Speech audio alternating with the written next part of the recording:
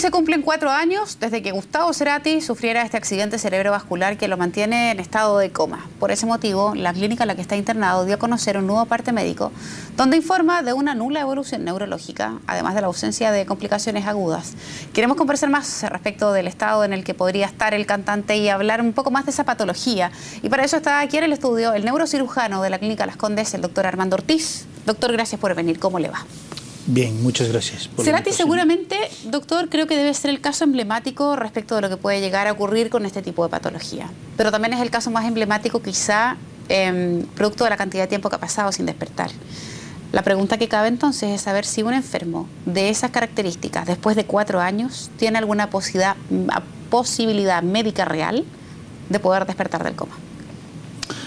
Vamos a ver, este tipo de casos en el ámbito de los medios son de cuando en cuando aparecen como pequeñas burbujas. Y el caso de este cantante argentino no es el primero.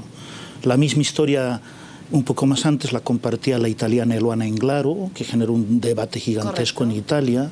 La misma historia corresponde un poco al conocido caso del gobernador de Miami, de Terry Schiavo, hace unos años atrás en Florida. La misma historia corresponde a un caso mucho más antiguo, el de Nancy Cruzan, y el mismo caso corresponde al famoso y muy difundido caso que dio origen un poco al debate de este problema, que fue el famoso caso de Karen Ann Quinlan hace ya más de 50 años. Así que el manejo en los medios de esta situación, de alguna manera, obedece a un cierto patrón. Hay cierto hermetismo, poca transparencia en la información de la condición médica, las familias intentan proteger más porque se trata de personas que públicamente son más conocidas. Pero hoy día, aunque no hay cifras exactas, la Organización Mundial de la Salud en algún momento dio una cifra cercana a 2 a 3 personas por cada 100.000 habitantes que podrían estar en esta condición, que es la condición conocida como estado vegetativo persistente. Y la pregunta es si después de tanto tiempo alguien puede despertar. Vamos a ver, estos enfermos que abocan en esta condición, que es una condición absolutamente indeseable, que nadie la busca, que es de la perplejidad más grande, pueden sobrevivir incluso periodos más prolongados que 10 años. Hay casos que han pasado incluso los 20 años. El punto es que solamente requieren cuidados básicos, un poco de confort, todos ellos indudablemente alimentación de alguna manera artificial, y en esa situación pueden sobrevivir largos periodos de tiempo. ¿En qué condiciones, doctor, sobrevivir? Porque, por ejemplo, la duda que me cabe y se la quiero preguntar. Una persona que está acostada 4 años, que no tiene movilidad en sus músculos, por más que tenga kinesiología, por más que tenga apoyo, que no se mueve, que no tiene, por ejemplo, el tracto digestivo funcionando normalmente, con la posibilidad de defecar como corresponde, de orinar como corresponde, me pregunto en qué condiciones sobrevive una persona que está así. ¿Es ético, es saludable, es aconsejable estar así el tiempo que se decida? ¿Qué impresión tiene usted?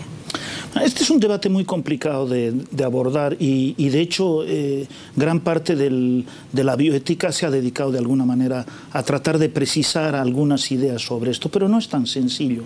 No es tan sencillo porque estas personas, en principio, uno no puede sostener que están muertas. ¿No? Uno no puede sostenerlo. Evidentemente hay corrientes. No porque exista actividad cerebral, que en el fondo no la tienen, porque el estado vegetativo es una situación en la cual la corteza no funciona, o al menos uno asume que no funciona en su totalidad, o no funciona de manera tal que pueda darle contenido a la conciencia. Pero sí funciona esto que desde la Grecia clásica se llama función vegetativa, por eso el nombre es estado vegetativo. En el fondo son funciones automáticas que mantienen la vida biológica, pero en cuanto a vida humana hay muchas personas que sostienen que carecen del sentido de lo humano. Pero no es un debate tan sencillo, por 2 razones. La primera de ellas es porque esta condición existe, y esto es importante mencionarlo, desde que se ha desarrollado medios de soporte vital. la tecnología que tanto beneficio nos ha traído, que ha permitido, escuchaba hoy en la mañana un informe de la Organización Mundial de la Salud, en Chile la sobrevida de las personas, en el caso de las mujeres, va a superar más de 80 años. Uno debiera estar agradecido por todo esto, ¿verdad? Pero también tiene sus sombras, y una de esas sombras es que en algunas situaciones en particular, después de grandes traumatismos de cráneo o de hemorragias cerebrales masivas, uno puede abocar en esta condición, una condición de perplejidad extrema. El problema es que no es fácil saber quiénes pueden abocar en esta condición, así que hay muchas personas que llegan a esto. El punto es que esto trae como corolario, digamos, un aspecto que lamentablemente en nuestro medio es aún muy incipiente, y lamentablemente lo digo, en la Ley de Derechos y Deberes de los Pacientes quedó fuera del debate.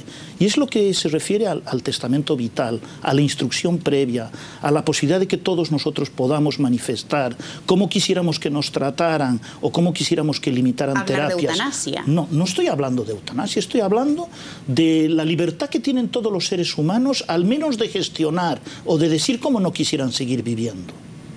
Yo, por ejemplo, y mi mujer lo tiene muy claro, si enfrento una situación de gravedad extrema, yo explicito hoy día en mi sano juicio que no quiero que se me someta a ninguna terapia extraordinaria ni a ningún manejo prolongado de mi condición biológica, si esta condición de alguna manera existen ciertas certezas de que no va a poder revertir. Doctor, para tenerlo entonces bien claro, hoy día Gustavo Cerati está vivo producto del avance de la tecnología. O sea, si a él se le desconectase de los soportes técnicos o tecnológicos que lo aguantan, probablemente no viviría. Vamos a ver, y yo no tengo mucha certeza porque tampoco se sabe muy bien. Yo en algún momento leí un parte médico de la clínica donde él está, que es una clínica de menor complejidad en Buenos Aires, y entiendo que él está con respiración asistida. Sí. Los enfermos en estado vegetativo normalmente no necesitan de ese soporte vital, no lo requieren. Su biología es capaz de sobrevivir independientemente de esta necesidad. El tema es que si él está con soporte respiratorio, en este caso, la discusión tendría que ser si está indicado, si es correcto mantener una persona en esa condición en forma indefinida, entregándole este soporte. Y por eso es que la discusión es compleja. El punto es que, como le decía anteriormente, la posibilidad que existe es que podamos de alguna manera planificar esto en forma previa, todos nosotros. El problema es que nuestra cultura no nos permite hablar de la muerte como tal. No nos imaginamos enfrentar este escenario, pero ¿cuántos de nosotros quisiera pasar o vivir o que un familiar nuestro estuviera en esa condición? Probablemente ninguno, ¿no? Doctor, y desde el punto de vista estrictamente médico, sí, para este tipo de patologías, ¿hay plazos que manejen los especialistas para finalmente dar un caso, entre comillas, por perdido? Y cuando digo perdido, hablamos de que ese paciente no recupera y que está ahí conectado a esas máquinas a la medida que necesita. ¿Hay plazos que se manejan? Claro que los hay. De hecho, bueno, lamentablemente no es muy reciente, pero el criterio que se utiliza es el criterio de un grupo de trabajo, de un task force que se hizo en Estados Unidos el año 94. Este establece básicamente dos criterios. Cuando la etiología o la causa de esta condición de despertar sin darse cuenta, que es el estado vegetativo, de tener alerta pero no tener conciencia del entorno, ha superado un año, las posibilidades y el pronóstico de recuperación es prácticamente inexistente. En el caso de los traumáticos, cuando el origen de esta condición es como en el caso del cantante Cerati, más bien un accidente cerebrovascular o una hemorragia cerebral masiva, incluso ese plazo es más corto. Después del 6º mes, uno empieza a considerar que el estado vegetativo, que inicialmente se lo denominaba persistente, por una traducción del inglés, pase a una condición de permanente con el santo y seña de que es un pronóstico de irrecuperabilidad.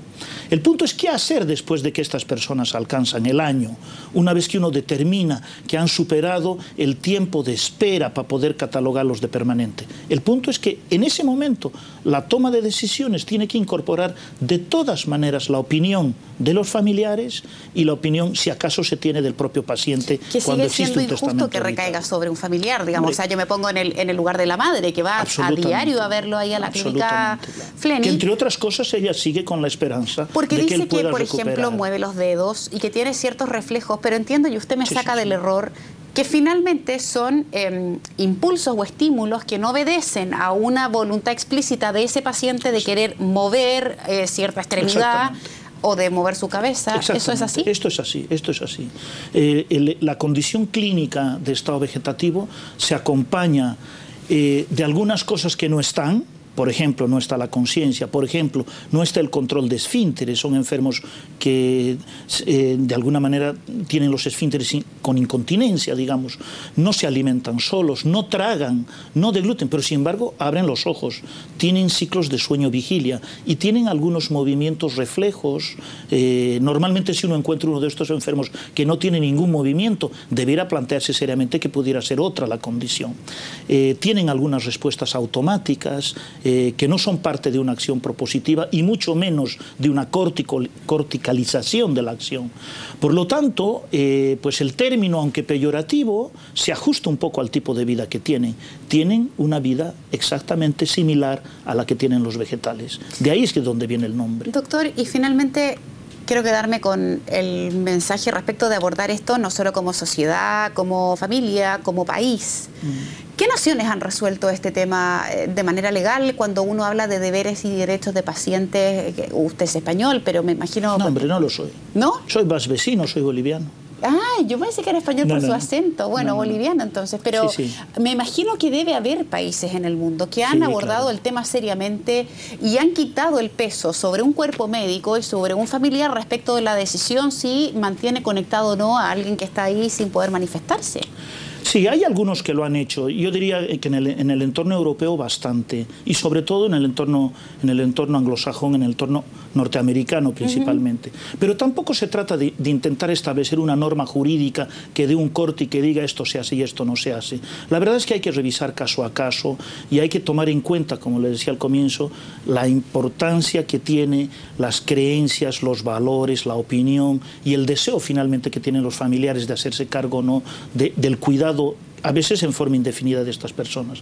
Pero evidentemente hay sociedades que han logrado legislar esto. Primero, estableciendo lo que se llama la voluntad anticipada, el testamento vital, la planificación anticipada de las decisiones, que está dentro de muchos cuerpos legales de ley de derechos y deberes de los pacientes, que nos permitiría de alguna manera al menos expresar nuestra voluntad de que si corremos el riesgo de quedar en esta condición, se limite la terapia, que no nos permitan vivir de otra manera, que de alguna manera no nos den ese tratamiento tecnológico desproporcionado que finalmente nos puede llevar a esta condición. Y que implica además tremendos costos para familias que no siempre pueden sustentarlo. Absolutamente. Doctor, le quiero agradecer muchísimo haber venido al estudio de CNN a comentarnos de esto que además se transforma en un debate ético tremendo y también de responsabilidad con uno mismo. Gracias y que tenga un buen día. El agradecido soy yo. Gracias. Buenos días.